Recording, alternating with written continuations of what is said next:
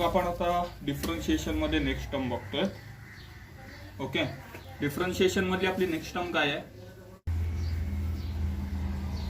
Differentiation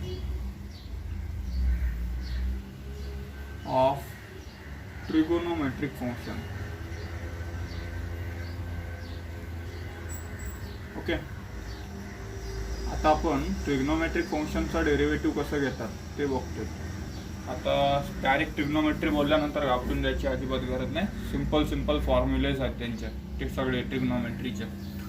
सगळ्यात पहिले तर आपण ट्रिग्नोमेट्रीचे जेवढे आपल्याला हे माहिती आहेत, रेशोज माहिती आहेत ट्रिग्नोमेट्रिक, ते आपण सगळ्यात पहिले लिस्ट आउट करूयात.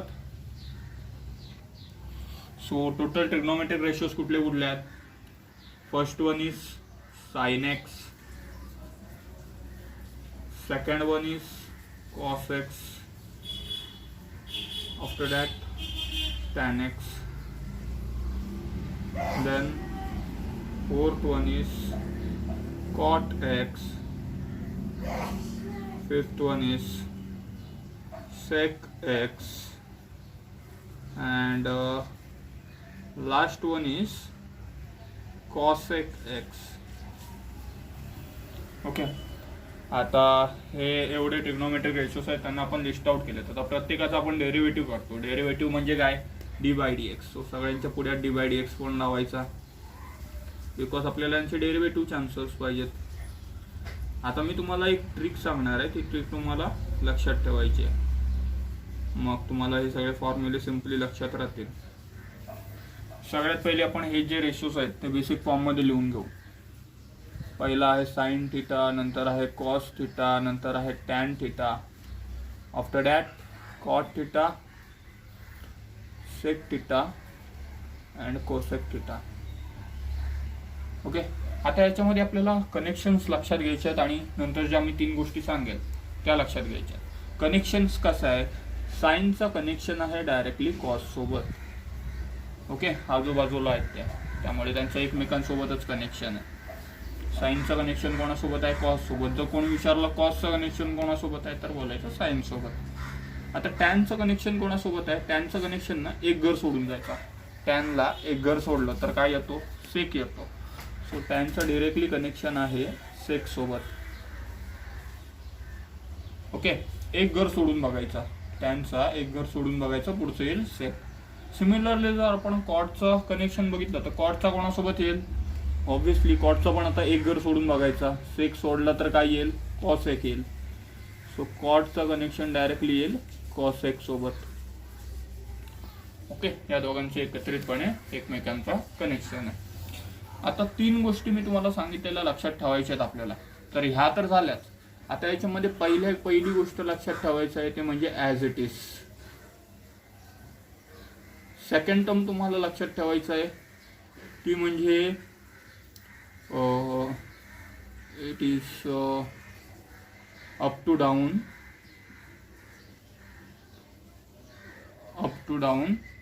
then square.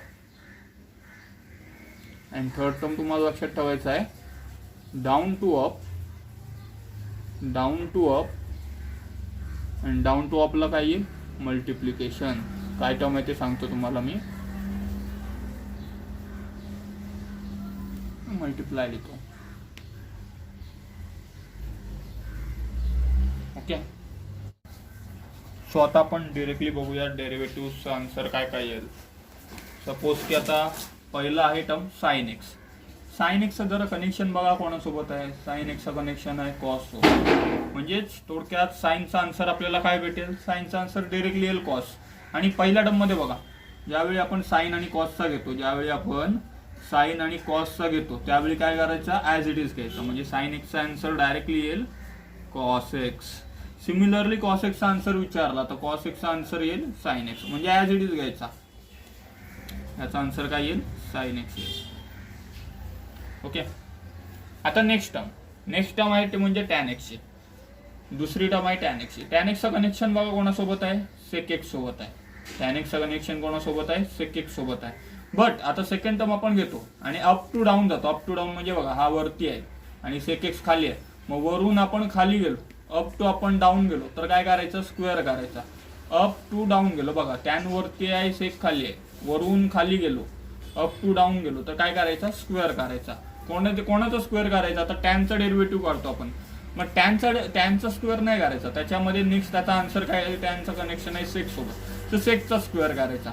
Okay, so answer काय येईल, हे कोणासाठी आहे, ही जी टर्म आहे ना ही टॅनसाठी आहे, आणि देन दुसरी टर्म म्हणजे कॉटसाठी आहे. टॅन आणि कॉट, टॅन वरून खाली जातो आणि कॉट पण वरून खाली जातो. ओके, सो टॅनचा आन्सर काय येईल, टॅनचा आन्सर काय येईल, आता टॅनचा आन्सर आता डिरेक्टली येईल सेक, आणि सेक डायरेक्ट नाही घ्यायचा, त्याचा स्क्वेअर घ्यायचा. अप टू डाऊन घेतो ना म्हणजे स्क्वेअर घ्यायचा. टॅनचा आन्सर काय येईल, sec square x, sec square X. Okay, and then नंतर आता कॉटेक्स आहे. कॉटेक्सचा डेरिव्हेटिव्ह काय येईल, कॉटेक्सचं कनेक्शन आहे कॉसेक्स सोबत, कॉटचं कनेक्शन आहे कोसेक्स सोबत, तो त्याचा आन्सर म्हणजे डेरिव्हेटिव्ह काय येईल, अप टू डाऊन जातो आपण. इथे बघ कॉट अपला आहे आणि कॉसेक डाऊनला आहे. अप टू डाऊन गेलो तर काय करायचं, स्क्वेअर करायचा, कुठला दुसऱ्या टर्मचा स्क्वेअर करायचा.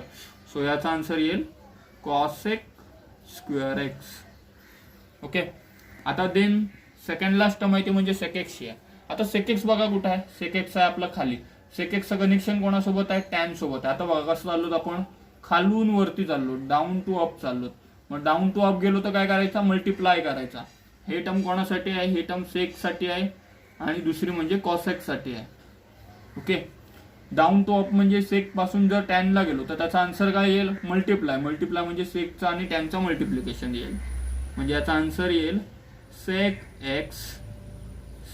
X into tan X. हा झाला सेक एक्सचा डेरिव्हेटिव्ह. सिमिलरली कॉसेकचा आन्सर काय येईल, कॉसेक पण खाली आहे आणि कॉट त्याचं कनेक्शन वरती आहे. मग कॉसेक आणि कॉट यांचा पण मल्टिप्लाय करायचा. आन्सर काय येईल, cosec x into cot x. Okay, आता आपले डेरिव्हेटिव्हचे आन्सर झालेले आहेत का, ऍक्च्युली नाही झालेले आहेत.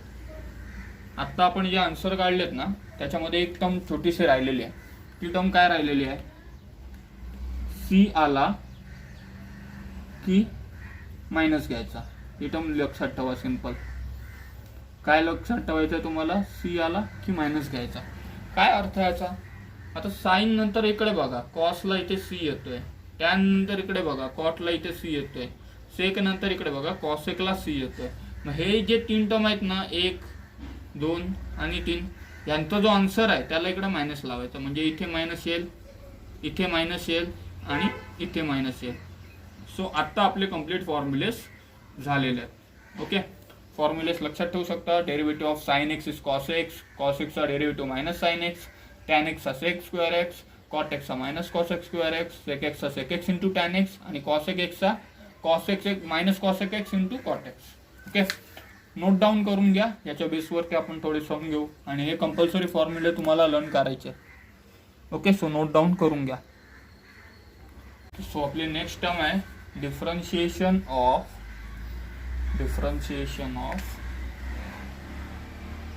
logarithmic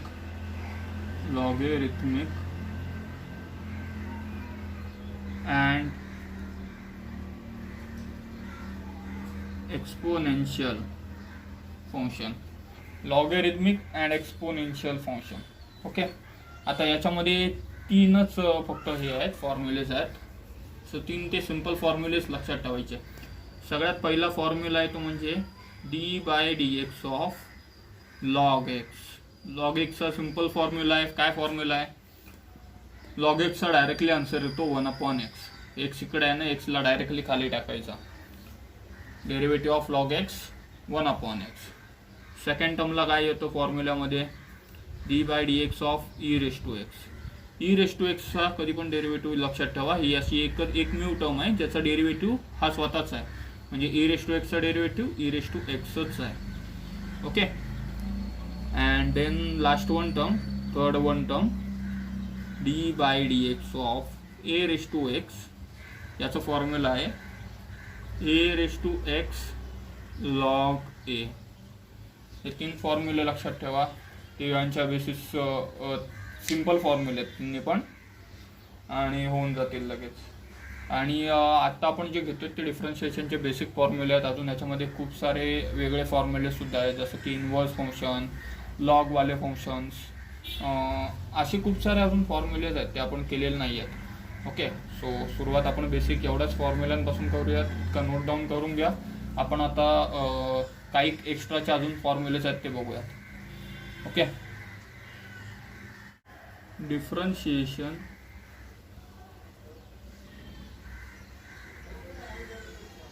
of sum and difference function.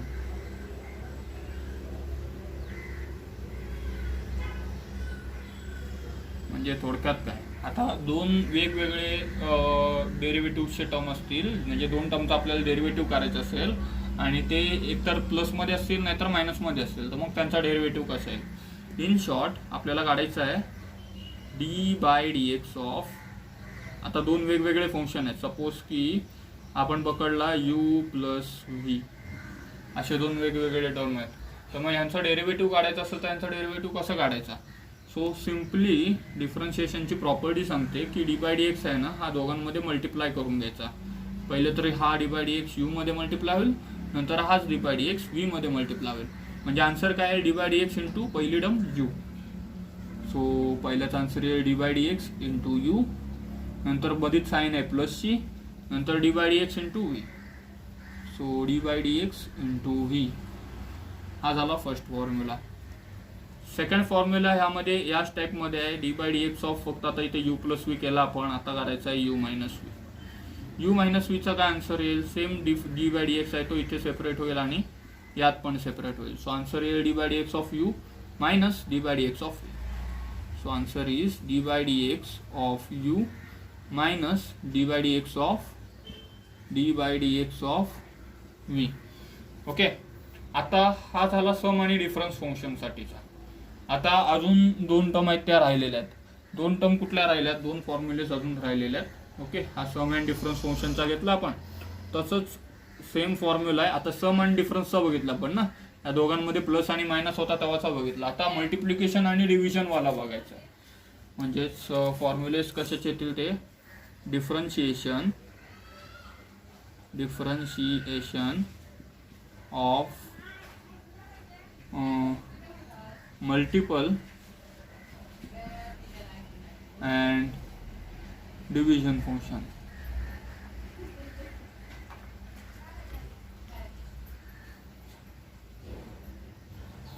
म्हणजे ते दोन जे टर्म आहेत ना ते आता मल्टिप्लिकेशनला असतील. आता हे सिम्पली लक्षात राहण्यासाठी ना मी तुम्हाला दोन टर्म आहेत ते तुमच्याच एखाद्या नावाने देतो.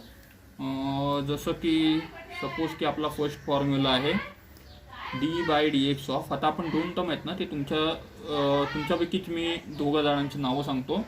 एक टर्म आहे ती म्हणजे भावेश आहे आणि दुसरी टर्म आहे ती म्हणजे अनंत आहे. ओके, या दोन वेगवेगळ्या टर्म आहेत त्या मल्टिप्लायला आहेत आणि त्या इथे मल्टिप्लायला त्यांच्यासोबत d/dx आहे.